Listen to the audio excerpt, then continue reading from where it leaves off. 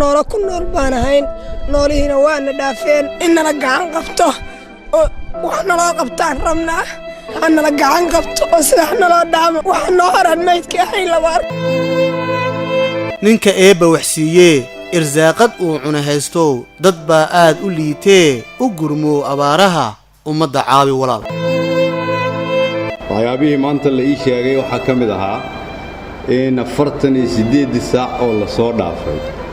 ay ku dhimatay in ka badan 110 qof meelo ka mid ah gobollada Soomaaliya dadka Soomaaliyeed waxa kale ugu baaqaya hadii la yiraahdo